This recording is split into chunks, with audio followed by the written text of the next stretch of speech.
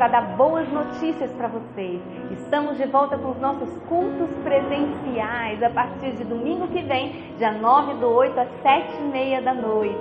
Estamos preparando tudo com muita expectativa, com muita alegria para receber você e sua família. Então você vai chegar aqui e vai encontrar as cadeiras distantes umas das outras. Mas se você vir com a sua esposa, com seu esposo, com seus filhos, você pode juntar as cadeiras para ficar pertinho, junto com a sua família, ok? Vamos na recepção também estar verificando a temperatura de cada um de vocês. Também vamos fornecer álcool gel, tudo para a sua segurança e para a segurança da sua família. Ah, e não esqueça de trazer a sua máscara, ok? Todos nós vamos ficar aqui de máscara, mas vamos estar juntos adorando ao Senhor. Até breve, até semana que vem. Oi, gente, que boa notícia, né? Semana que vem estamos com os nossos cultos presenciais e você é bem-vindo para estar conosco. Agora vamos aproveitar este momento que nós estamos juntos aqui, amém? Vamos orar então para que Deus possa derramar sobre você, sobre mim, a unção, o poder dele, nos trazer entendimento e para que nós possamos estar em comunhão com o Senhor e entre nós aqui neste momento, amém? Feche os seus olhos, vamos falar com o Senhor. Obrigado, Senhor, em nome de Jesus, por este momento que temos aqui, que temos tido toda semana, através desse recurso tecnológico, Pai. Nós te agradecemos, ó Deus, porque a unção derramada, ó Deus, enquanto eu estou aqui falando através do Senhor, ó Deus, é a mesma unção, ó Deus, que o Senhor derrama sobre a vida de cada um que ouve esta mensagem, Pai querido. Então, em nome de Jesus, continua nos abençoando, Pai, com a Tua presença, com a Tua graça, com a Tua glória. Em nome do Pai, do Filho e do Espírito Santo. Amém. Glória a Deus. E o tema de hoje, queridos, traz esta pergunta: estou preparado para a volta de Cristo? Temos ouvido muitas mensagens, debates a respeito dos sinais que predizem a volta de Cristo, né? Quais são esses sinais? Quando vai ocorrer? O que vai acontecer antes, durante, depois? A Bíblia, queridos, certamente tem muito a dizer sobre isso. O livro de Apocalipse contém a revelação de Deus ao apóstolo João, revelando os fins dos tempos, não é? Mas em muitos outros livros da Bíblia nós encontramos também profecias a respeito do fim dos tempos. E essas profecias, queridos, escutem, são promessas divinas as quais se cumprirão certamente. Jesus, ele descreveu os acontecimentos que antecipariam a sua volta e indicariam os sinais do seu retorno. Lá em Mateus capítulo 24, eu quero só deixar referências, mas hoje nós não vamos ler sobre estes sinais que predizem a volta de Jesus, né? Porque o que nós queremos falar mesmo hoje é sobre a importância de estarmos preparados para a volta de Cristo. Jesus nos deu informações suficientes para crermos na verdade. Você pode ler lá, né, Jesus falando sobre esses sinais em Mateus 24. Então ele falou sobre esses sinais, ele não deu todos os detalhes, mas ele deu, né, ele falou a respeito dos sinais para que nós crescemos na verdade e também para que sejamos preparados. Mas ao invés de dar muitos detalhes, ele falou mesmo e recomendou aos seus discípulos que eles procurassem, se preocupassem menos com a data exata e com os detalhes e mais estarem preparados para a ocasião. Portanto, Jesus falou que eles deveriam viver totalmente de acordo com os ensinamentos de Deus para que eles estivessem prontos para a sua volta. A intenção de Deus, queridos, preste atenção na revelação dos sinais que predizem o fim dos tempos, a volta de Cristo. Não é deixar você com medo ou ansioso, mas é para que saibamos discernir a expectativa do acontecimento e para que andemos preparados. Sabe, amados? Deus quer que nós encorajemos uns aos outros com estas palavras. Nós não sabemos realmente tanto quanto gostaríamos, mas o que sabemos é suficiente para saber que a eternidade ao lado de Deus é indescritível para a nossa humanidade tão limitada. Portanto, querido, seja qual for o nosso entendimento sobre tudo isso, o que realmente importa é a nossa fidelidade. Porque o nosso desafio não consiste na revelação absoluta do mistério da profecia, mas em sermos fiéis no serviço do Senhor até a sua vinda. Portanto, enquanto nós aguardamos, queridos, nós devemos nos concentrar em seguir as instruções de Deus conforme a sua palavra. Você está preparado para a volta de Cristo? Amados, na carta de Paulo aos Colossenses, nós podemos observar uma estratégia para nos ajudar a viver preparados para a vinda de Cristo. Abra sua Bíblia em Colossenses capítulo 3, nós vamos ler a partir do verso 2 até o 11 por enquanto. Pense nas coisas lá do alto e não nas coisas que são aqui da terra. Porque vocês já morreram e a vida de vocês está escondida com Cristo, que está unido com Deus. Cristo é a verdadeira vida de vocês e quando Ele aparecer, vocês aparecerão com Ele e tomarão parte na sua glória. Portanto, matem os desejos deste mundo que agem em vocês, isto é, a imoralidade sexual, a indecência, as paixões más, os maus desejos e a cobiça, porque a cobiça é um tipo de idolatria. Pois é por causa dessas coisas que o castigo de Deus cairá sobre os que não lhe obedecem. Antigamente a vida de vocês era dominada por esses desejos e vocês viviam de acordo com eles, mas agora livrem-se de tudo isso, da raiva, da paixão e dos sentimentos de ódio, e que não saia da boca de vocês nenhum insulto e nenhuma conversa indecente. Não mintam uns para os outros, pois vocês já deixaram de lado a natureza velha com seus costumes e se vestiram com uma nova natureza.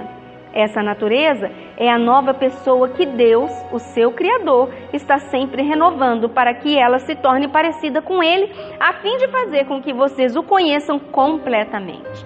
Como resultado disso, já não existem mais judeus e não judeus, circuncidados e não circuncidados, não civilizados, selvagens, escravos ou pessoas livres. Mas Cristo é tudo e está em todos. Glória a Deus. Queridos, considerem o verso 2. Pense nas coisas lá do alto e não nas que são aqui da terra. O fato é que passamos muito tempo do nosso dia pensando, não é verdade? Pensamos nos nossos afazeres, no nosso trabalho, nas provas, da escola, faculdade. Pensamos, nos problemas ou nos afazeres com os nossos filhos. Pensamos nos nossos relacionamentos, nas contas para pagar. Mas você para pensar nas coisas de Deus? Amados, pensar nas coisas do alto significa se esforçar para colocar as prioridades do céu em nossa prática diária, ou seja, concentrar-se no que é eterno ao invés do temporal. Então é descartar o que é inútil e reter o que tem valor. É deixar as coisas impuras que desagradam ao Senhor e buscar a santidade. É alinhar os nossos planos aos planos perfeitos do Senhor. E tudo isso acontece num processo que exige treinamento e prática diária. Agora vejam o verso 5, o que diz: matem os desejos deste mundo que agem em vocês, isto é, a imoralidade sexual, a indecência, as paixões más, os maus desejos, a cobiça. Trata-se dos erros, não é? Trata-se aqui dos erros relacionados a atitudes. Está dizendo aqui, matem os desejos desse mundo que agem em vocês, queridos, e matar neste contexto significa destruir a força e o poder que o pecado exerce sobre nós. Significa quebrar o ciclo, o hábito, diariamente, constantemente. Sabemos que o poder para colocar isso em prática vem do Espírito Santo de Deus, pelo fato de Cristo ter morrido, ressuscitado e nos resgatado do pecado, assim estamos livres do controle do pecado. Deus, queridos, ouçam, nos dá o poder e o entendimento para vivermos de acordo com a sua vontade para fazermos o bem.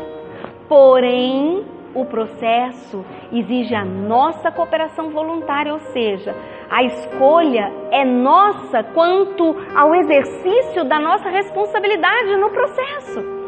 E dessa forma, então, para que nós sejamos preparados para a vinda de Cristo, nós precisamos, primeiramente, viver uma vida fundamentada na palavra de Deus. Amados, eu acho que não tem uma mensagem sequer que nós não falamos da importância da Bíblia em nossas vidas, não é? Mas é isso. A nossa fé e as nossas convicções precisam ser fundamentadas na Bíblia, pois está escrito em 2 Timóteo, pois toda a escritura sagrada é inspirada por Deus e é útil para ensinar a verdade, condenar o erro, corrigir as faltas e ensinar a maneira certa de viver. Então, se você quer saber se a sua decisão é certa, se a sua atitude está errada, se o seu pensamento é bom, confronte com a palavra de Deus que tem instruções para todas as áreas da nossa vida. E seja lá o que você está pensando, seja lá o que você está fazendo, se isso é contra os princípios bíblicos, então volte atrás. Pois a palavra de Deus corrige, queridos, não apenas ideias, mas ela dá diretrizes para o nosso viver. Ela dá diretrizes para as nações e para o mundo. Certamente todos nós devemos sim desenvolver nossa capacidade intelectual e buscar conhecimento, pesquisar, estudar. Contudo, queridos, tudo deve estar à luz das Escrituras, que é útil para ensinar a verdade, condenar o erro, corrigir as faltas e ensinar a maneira certa de viver. Amém? Paulo ofereceu então aos Colossenses e nos oferece uma estratégia para nos ajudar a viver preparados. Vamos lá agora ler os versos de 12 a 15. Vocês são o povo de Deus. Ele os amou e os escolheu para serem dele, portanto, vistam-se de misericórdia, de bondade, de humildade, de delicadeza e de paciência. Não fiquem irritados uns com os outros e perdoem uns aos outros caso alguém tenha alguma queixa contra outra pessoa. Assim como o Senhor perdoou vocês, perdoe uns aos outros. E acima de tudo, tenham amor, pois o amor une perfeitamente todas as coisas. E que a paz que Cristo dá dirija vocês nas suas decisões, pois foi para esta paz que Deus os chamou, a fim de formarem um só corpo, glória a Deus. Ou seja, imite a atitude de compaixão e de perdão de Cristo. Deixe o amor guiar a sua vida. Deixe a paz de Cristo dominar o seu coração. Estabelecer essas verdades em sua mente irá preparar você para a volta de Cristo, à medida que você vive para Deus todos os dias. E para tanto, é inegável, queridos, a importância de vivermos em unidade com o corpo de Cristo. Tornar-se um seguidor de Jesus é uma decisão de comprometer-se com outras pessoas que também entregaram as suas vidas a Ele. E é por isso que o requisito amor é imprescindível para uma verdadeira comunhão. Amém? Somente, queridos, somente o Espírito Santo pode criar uma verdadeira comunhão entre nós cristãos. Mas isso acontece através de escolhas e compromissos que fazemos, entende? Então vamos ler novamente o verso 9 que diz assim, 8 e 9 que diz assim: mas agora livrem-se de tudo isto, da raiva, da paixão, dos sentimentos de ódio, e que não saia da boca de vocês nenhum insulto e nenhuma conversa indecente. Não mintam uns para os outros, pois vocês já deixaram de lado a natureza velha com os seus costumes.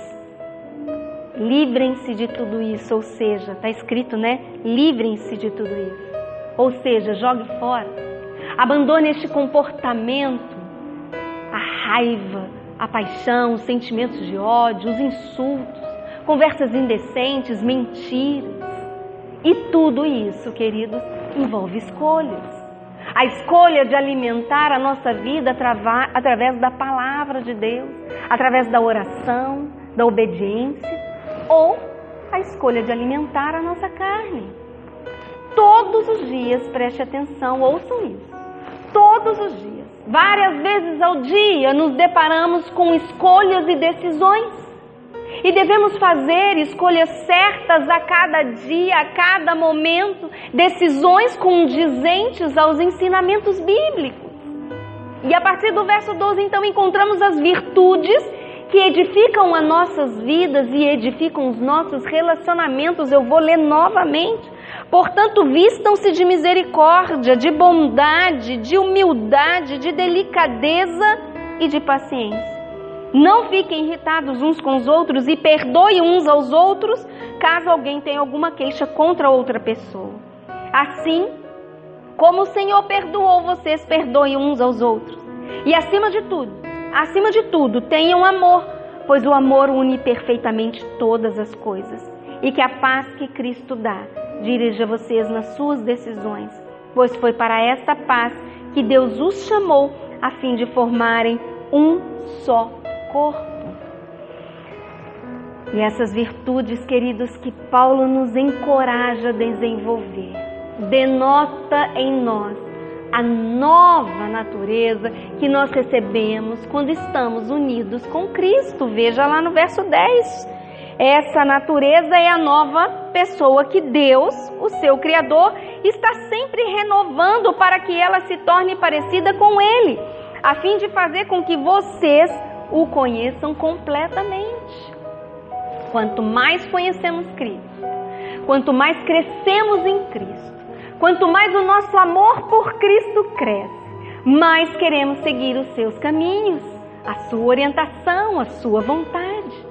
Quanto mais conhecemos a Cristo e a sua obra, mais estamos sendo mudados para ser como Ele, amado. E como esse processo dura toda a vida, nunca devemos parar de aprender e crescer. Não há nenhuma justificativa para ficarmos parados, alienados, mornos espiritualmente, confortáveis em nossas casas ou em nossas igrejas. Por isso que manter-se alinhado com a vontade de Deus exige, sim, prática, revisão contínua de nós mesmos, paciência, concentração e compromisso. Escutem, compromissos, queridos, nos ajudam a viver preparados para a volta de Cristo. Agora, tomem cuidado, pois como cristãos podemos estar comprometidos com um monte de atividades e regras, mas não estarmos comprometidos com Deus, entende? Estamos falando de compromissos que nos preparam para viver para Deus em nosso dia a dia. Portanto, tornar-se membro de uma igreja é importante. Comprometer-se com a sua santidade é essencial. Servir sinceramente na obra de Deus trará crescimento e maturidade cristã, uma vez que muitas barreiras e fraquezas são vencidas pela graça e pelo poder de Deus, quando nos colocamos como instrumentos na obra do reino, em unidade com o corpo de Cristo, a igreja do Senhor, amém? Então, preste atenção numa coisa, amados, este recurso que nós estamos utilizando aqui, por motivo de força maior, né, através da tecnologia, das redes sociais, é formidável e tem sim nos ajudado a manter, na medida do possível, a comunhão entre nós, né, e também a proclamar o Evangelho, a falar as coisas a respeito da salvação em Cristo Jesus.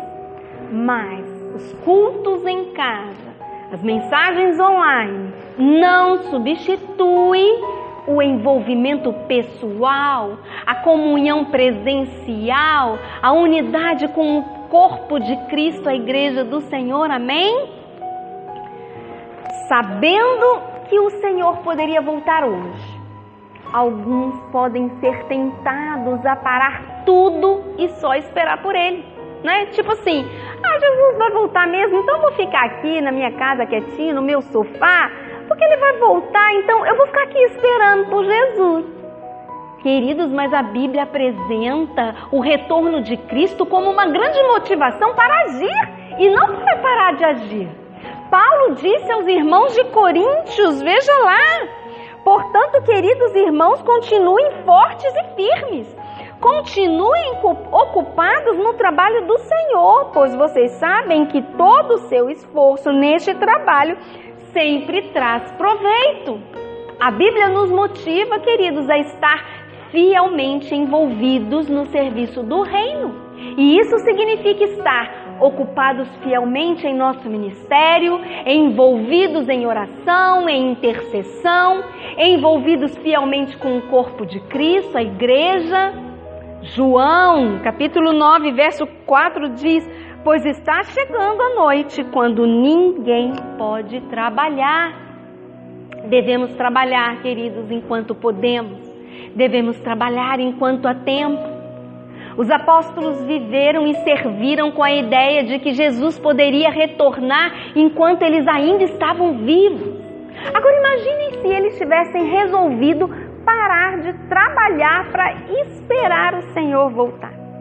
Eles teriam desobedecido a ordem de Cristo. Vão pelo mundo inteiro e anunciam o Evangelho a todas as pessoas. E o Evangelho então não teria sido proclamado. O Evangelho então não teria se espalhado a todas as nações. E talvez hoje nós não estaríamos aqui.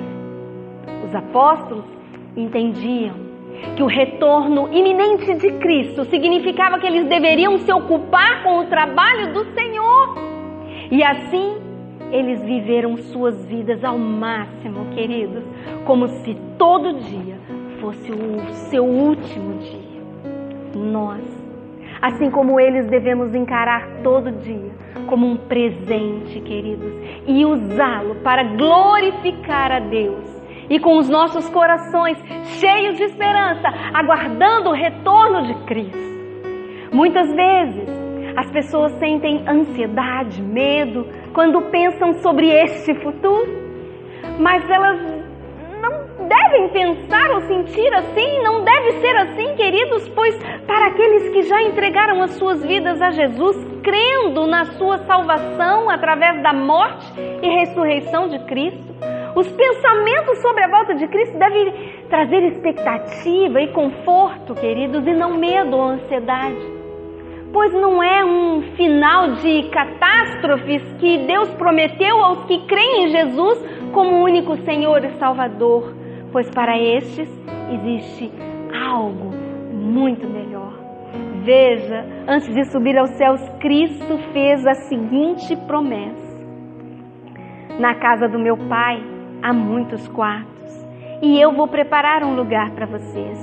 Se não fosse assim, eu já lhes teria dito. E depois que eu for e preparar um lugar para vocês, voltarei e os levarei comigo, para que onde eu estiver, vocês estejam também. Glória a Deus. Este é o grande plano que Deus tem para você e para mim. Deus, queridos, não é o autor do mal, do sofrimento. O futuro para todo aquele que crê é completamente diferente. É um futuro próspero e cheio de esperança. Amém? Em nome de Jesus. Você crê? Então vamos orar. Glória a Deus. Feche os seus olhos. Querido Deus, obrigado por suas promessas divinas, de que um dia o Senhor voltará e me levará contigo, para que onde o Senhor estiver, eu possa estar também participando da sua glória no céu. Eu creio que por meio da sua morte e ressurreição, fui resgatado do pecado, e por sua graça e poder, estou livre do controle do pecado. Sou grato pelo que fizeste por mim na cruz, e por tornares possível a comunhão com o Pai para sempre. Leve-me à comunhão com o Senhor e com o seu corpo, a tua igreja, ensinando-me a usar o meu tempo e a minha vida de forma a honrar-te. Ensina-me para que eu possa te servir de maneira que, enquanto eu viver aqui na terra, os meus dias importem para o teu reino. Louva-te por seres o meu Salvador e a minha força, em nome de Jesus Cristo. Eu oro. Amém. Glória a Deus. Que a sua vida seja assim todos os dias, para a glória do Senhor. Amém? Glória a Deus. Vamos ficar mais um pouquinho juntos em comunhão, cantando e louvando e orando ao nosso Deus. Amém? Tenha uma semana abençoada, queridos, na paz e no amor de Jesus.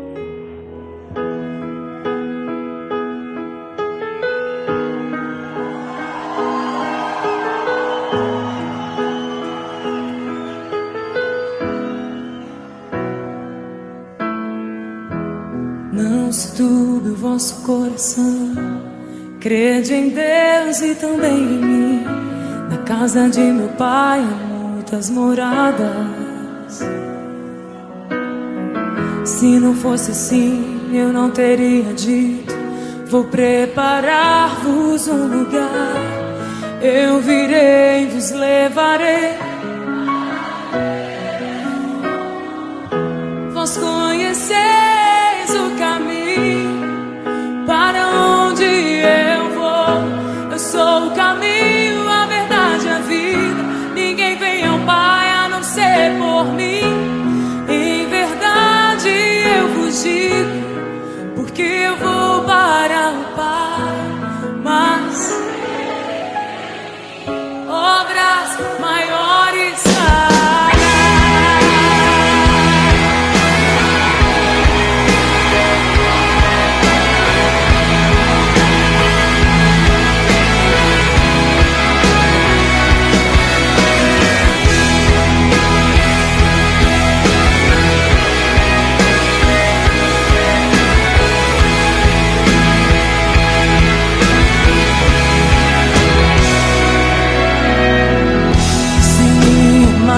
Verdadeiramente guardareis os meus mandamentos. Eu rogarei ao Pai, Ele vos dará o Consolador, o Espírito da verdade, que o mundo não pode receber, mas Ele habita em vós e estará